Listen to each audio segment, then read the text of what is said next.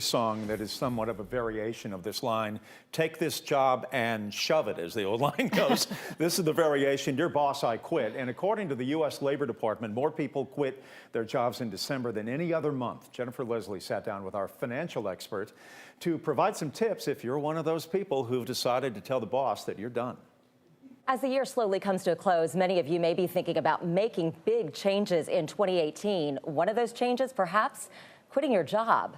But before you quit, financial expert Janai Thornton says there are 3 things you should do. This is a big deal, and a lot of people probably thinking about that right now. And in fact, more people quit in December and make a transition than any other month during the year. So fresh start, is that kind of the idea? I think it's a fresh start, new year, new me. People are excited about what's to come. And so December typically is the month of transition. Well, you say the first thing you should do is meet with your current HR director.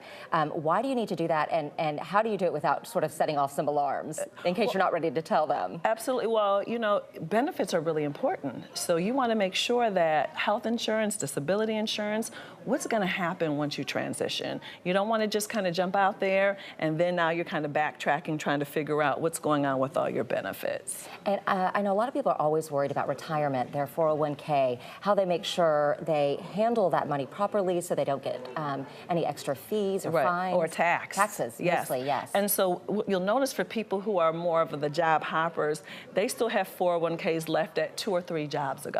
And it's still sitting there. Still sitting over there. So you really need to have a plan. How are you going to roll it over? Where are you going to roll it over? How do you do it the right way so you make sure that you're not taxed? And you can actually, I mean, leaving it in an old job is not really the thing to do, right? Because you want to be able to manage it and combine it to the extent that you can? Absolutely, and you have the ability to do that. But again, you need to get all that information, all that documentation before you leave, before you bounce, to make sure that you have a plan for that money. So meeting with your current HR director is important, but also knowing, perhaps even meeting with your new HR director, at least having a real understanding of when your benefits start at your new job, that's important? Absolutely, because some new jobs have some sort of waiting period before you're able to start health insurance or disability insurance, for example. So you may have to sign up for COBRA, or you may need to go on your spouse's insurance for a temporary period of time. But you want to know what to do because you don't want to have that period of time when you're not covered. It's an exciting time, but you have to be smart about it, right? You definitely need to be smart, yes.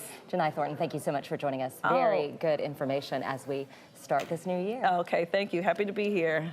All right, by the way, last year, 3.1 million Americans left their job in December. That was the highest since December of 2006.